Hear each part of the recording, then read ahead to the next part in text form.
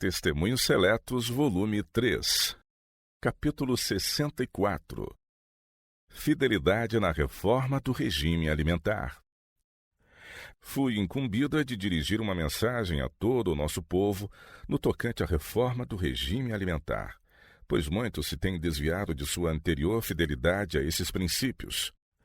O propósito de Deus em relação aos seus filhos é que cresçam até a estatura perfeita de homens e mulheres em Cristo Jesus. Para o conseguir, cumpre que façam uso legítimo de toda a faculdade do espírito, alma e corpo. Não devem desperdiçar nenhuma força mental nem física.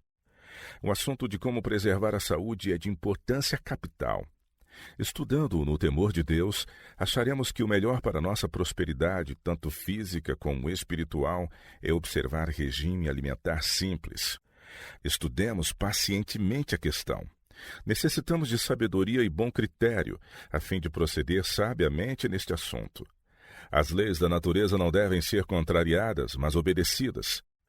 Os que têm sido instruídos com relação aos efeitos prejudiciais do uso da alimentação cárnea, do chá e do café, bem como de comidas muito condimentadas e que estão resolvidos a fazer com Deus um concerto com sacrifício, não hão de continuar a satisfazer o seu apetite com alimentos que sabem ser prejudiciais à saúde. Deus requer que o apetite seja dominado e se pratique a renúncia no tocante às coisas que fazem mal.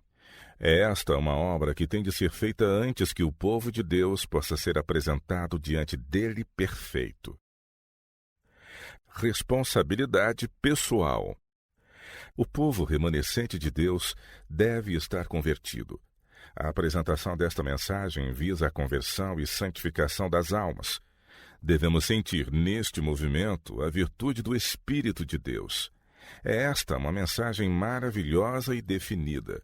Significa tudo para quem a recebe e deve ser proclamada em alta voz.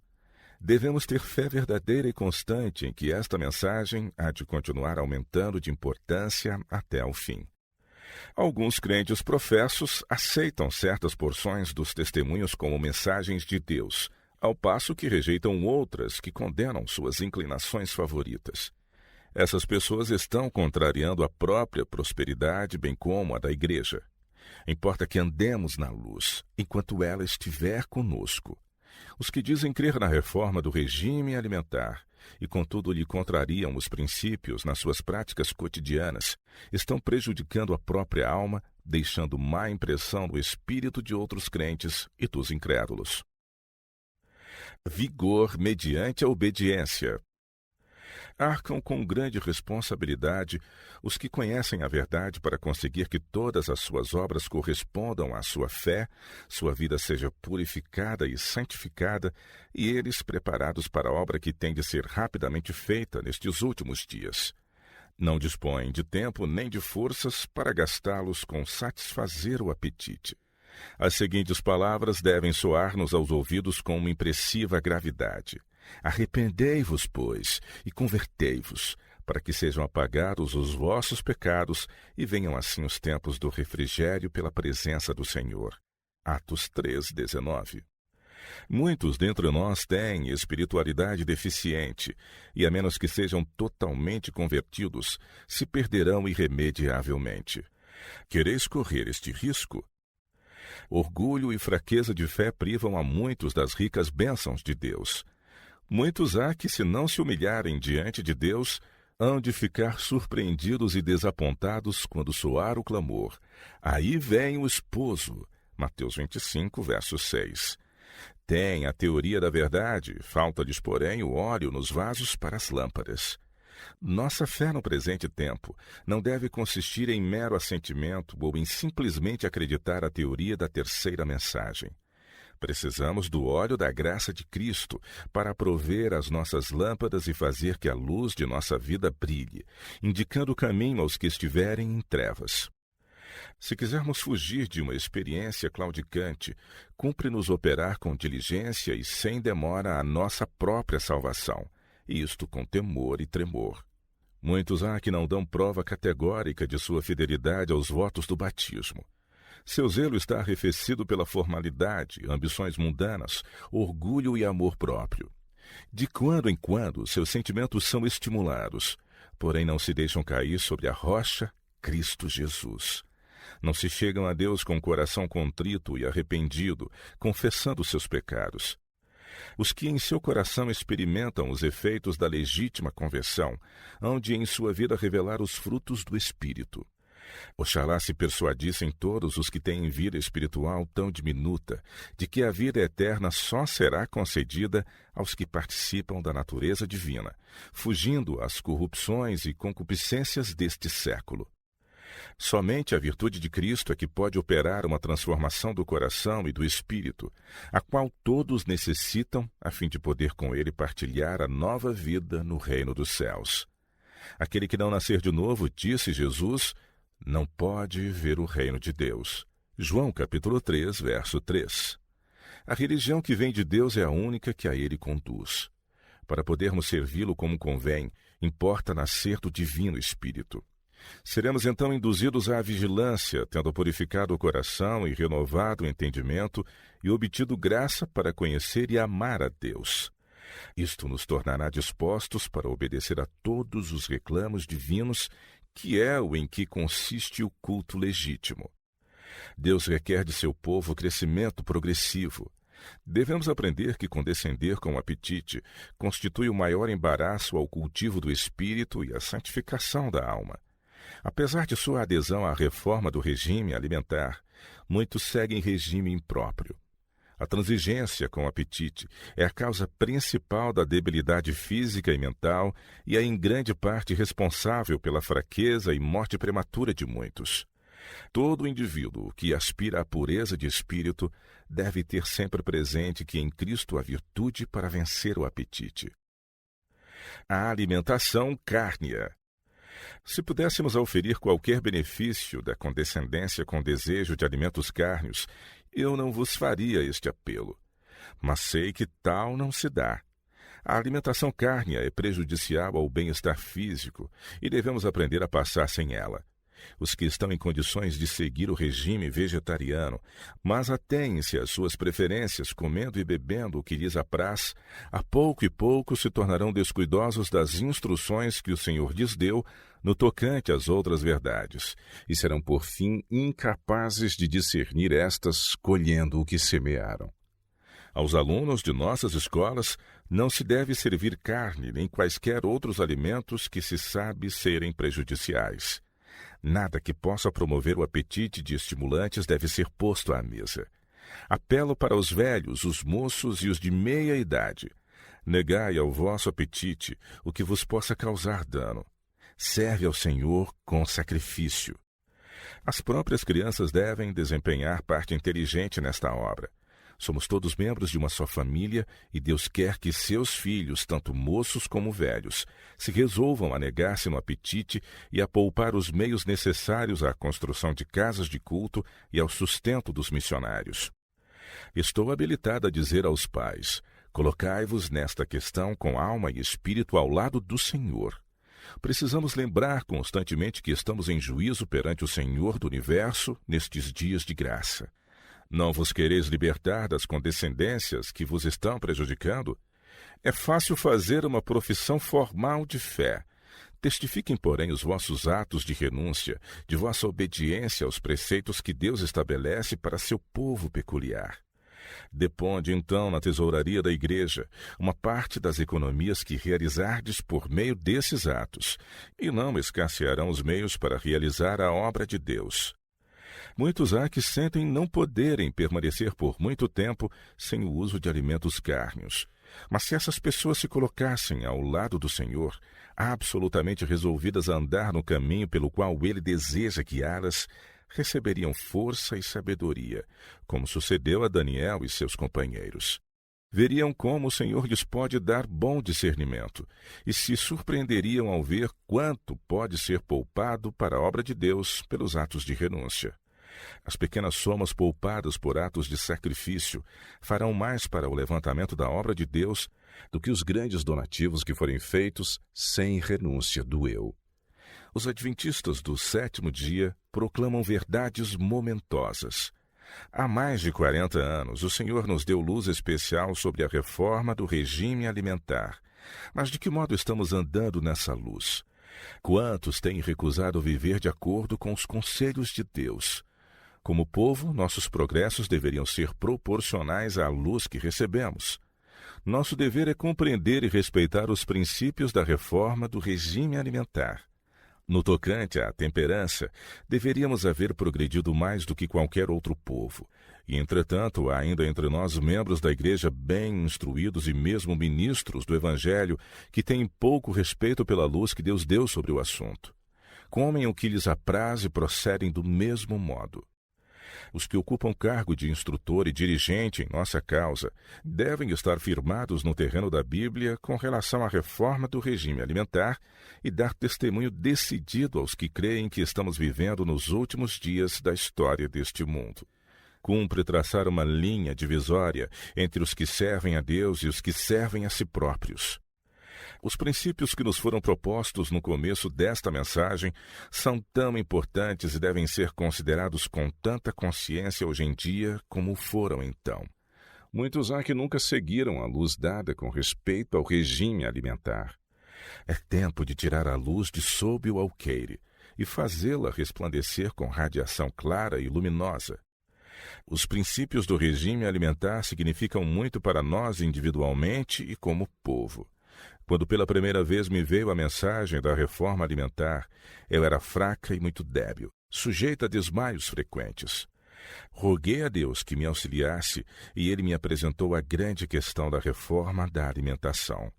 Revelou-me que os que estão guardando os seus mandamentos deverão ser postos em relação sagrada com ele e, por meio da temperança observada no comer e no beber, conservar o espírito e o corpo nas condições mais favoráveis para o seu serviço. Essa luz me foi uma grande bênção. Tomei posição como observadora da reforma do regime alimentar, sabendo que o Senhor me fortaleceria. Tenho hoje melhor saúde do que na juventude, apesar da minha idade. Houve quem alegasse que não tenho seguido os princípios da reforma alimentar, tais como os defendo com a pena. Posso, entretanto, dizer que tenho sido fiel a essa reforma. Os membros da minha família sabem que isso é verdade. Para a glória de Deus. Não estabelecemos regra alguma para ser seguida no regime alimentar, mas dizemos que nos países onde são comuns as frutas, cereais e nozes, os alimentos cárneos não constituem alimentação própria para o povo de Deus. Fui instruída que a alimentação de carne tende a embrutecer a natureza e a privar os homens daquele amor e simpatia que devem sentir uns pelos outros, dando aos instintos baixos o domínio sobre as faculdades superiores do ser. Se a alimentação de carne foi saudável algum dia, é perigosa agora. Constitui em grande parte a causa dos cânceres, tumores e moléstias dos pulmões. Não nos compete fazer do uso da alimentação cárnea uma prova de comunhão. Devemos, porém, considerar a influência que crentes professos que fazem uso de carne têm sobre outras pessoas. Como mensageiros de Deus, não devemos testemunhar ao povo. Quer comais, quer bebais ou façais outra qualquer coisa, fazei tudo para a glória de Deus. 1 Coríntios 10, verso 31. Não devemos dar um testemunho decidido contra a transigência com o apetite pervertido? Porventura, os ministros do Evangelho, que estão a proclamar a verdade mais solene já enviada aos mortais, devem constituir-se exemplo no regresso às panelas de carne do Egito? É lícito que os que são sustentados pelos dízimos dos celeiros de Deus se permitam a condescendência que tende a envenenar a corrente vivificadora que lhes flui nas veias? Desprezarão a luz que Deus lhes deu e as advertências que lhes faz? A saúde do corpo deve ser considerada como essencial para o crescimento na graça e para a aquisição de bom temperamento. Se o estômago não for bem cuidado, a formação de caráter moral íntegro será prejudicada. O cérebro e os nervos relacionam-se com o estômago. O comer e o beber impróprios resultam num pensar e agir impróprios também. Todos estão sendo agora experimentados e provados. Fomos batizados em Cristo, e se desempenharmos nossa parte em renunciar tudo o que nos afeta desfavoravelmente, fazendo de nós o que não devemos ser, ser-nos-á concedida força para o crescimento em Cristo, que é a nossa cabeça viva, e veremos a salvação de Deus. Somente quando dermos atenção inteligente aos princípios do viver saudável, seremos habilitados a ver os males que resultam do regime impróprio. Os que, depois de reconhecerem seus erros, tiverem coragem para reformar seus hábitos, hão de experimentar que o processo da reforma exige lutas e muita perseverança. Uma vez educados os gostos, porém, reconhecerão que o uso de alimentos que antes haviam considerado inofensivos estivera pouco a pouco, mas de modo seguro, lançando bases para a dispepsia e outras moléstias. Pais e mães, vigiai em oração. Ponde-vos em guarda rigorosa contra a intemperança sob qualquer forma. Ensinai aos vossos filhos os princípios da verdadeira reforma pró-saúde. Ensinai-lhes o que lhes convém evitar, a fim de preservar a saúde. Já a ira de Deus está começando a manifestar-se sobre os filhos da desobediência. Quantos crimes, pecados e práticas iníquas estão se manifestando por todos os lados. Como um povo, devemos ter o maior cuidado em guardar nossos filhos da companhia depravada. O ensino dos princípios de saúde. Para educar o povo nos princípios da reforma de saúde, é mister que se façam maiores esforços. Importa fundar escolas culinárias e instruir o povo de casa em casa na arte de preparar alimentos saudáveis. Todos, adultos e jovens, devem aprender a cozinhar com maior simplicidade. Onde quer que a verdade seja apresentada, o povo deverá aprender a preparar alimentos de modo simples e apetitoso. Cumpre mostrar-lhe como é possível seguir regime alimentar completo sem lançar mão dos alimentos animais. Ensinai ao povo que é melhor saber conservar a saúde do que curar as enfermidades. Nossos médicos devem ser educadores sábios, advertindo a todos contra a tolerância dos apetites e mostrando que a abstinência das coisas que Deus proibiu é o único modo de evitar a ruína não só do corpo, mas também do espírito. Muito cuidado e habilidade devem ser empregados na preparação dos alimentos destinados a substituir os que antigamente constituíam o regime alimentar dos que agora estão aprendendo a ser reformadores. Para esse fim, requer-se fé em Deus, firmeza de propósito e o desejo de promover o auxílio mútuo. Um regime que deixa de fornecer os elementos próprios da nutrição acarreta o opróbrio da causa da reforma pró-saúde. Somos mortais e temos que prover o alimento próprio para o corpo. Exageros no regime alimentar. Alguns de nosso povo, posto que se abstenham conscienciosamente de alimentos impróprios, deixam todavia de suprir-se dos elementos necessários ao sustento do corpo. Nutrindo ideias exageradas a respeito da reforma pró-saúde, correm o risco de preparar pratos tão insípidos que não satisfazem. Cumpre preparar o alimento de modo a não ser só apetitoso, como substancial. Não se deve subtrair ao corpo o que ele necessita. Eu uso sal e sempre o usei porque o sal, em vez de produzir efeito deletério, é realmente essencial para o sangue.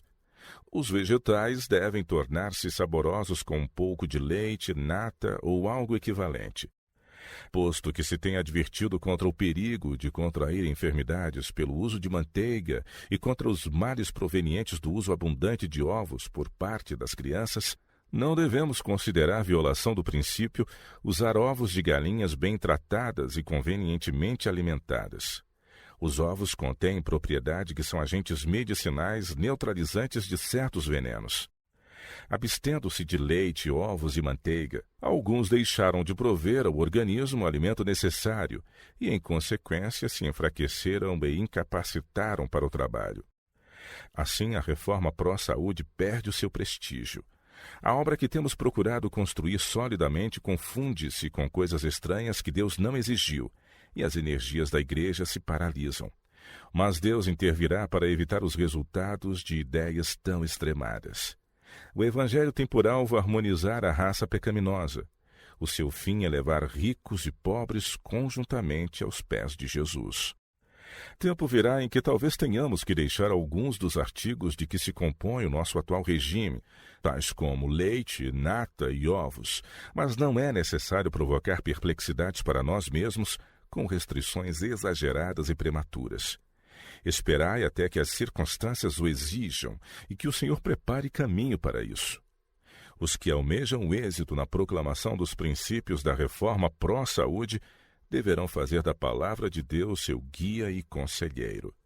Somente quando assim procederem é que os mestres dos princípios dessa reforma poderão permanecer em terreno vantajoso.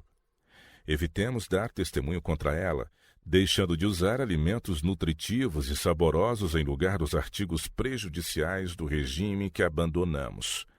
De forma alguma, satisfaçais o vosso apetite quando este requer estimulantes. Tomai somente alimentos simples, nutritivos, e agradecei a Deus constantemente os princípios da reforma pró-saúde. Em todas as coisas sede verdadeiros e retos, e ganhareis vitórias preciosas. O regime alimentar em países diversos. Conquanto trabalhando contra a glutonaria e a intemperança, necessitamos reconhecer a condição a que está sujeita a família humana. Deus fez provisões para os que vivem nas diversas partes do mundo. Os que desejam ser seus cooperadores devem refletir maduramente antes de especificar os alimentos que devem ser usados e os que não devem. Cumpre colocar-nos em ligação íntima com as massas. Se a reforma pró-saúde, com todo o seu rigor, for ensinada àqueles cujas circunstâncias não lhes permitem a sua adoção, ter-se-á produzido mais dano do que bem. Quando prego o evangelho aos pobres, sou instruída a dizer-lhes que tomem os alimentos mais nutritivos. Não posso dizer-lhes, não deveis comer ovos, nem usar leite ou nata. Não deveis empregar manteiga no preparo de vossos alimentos.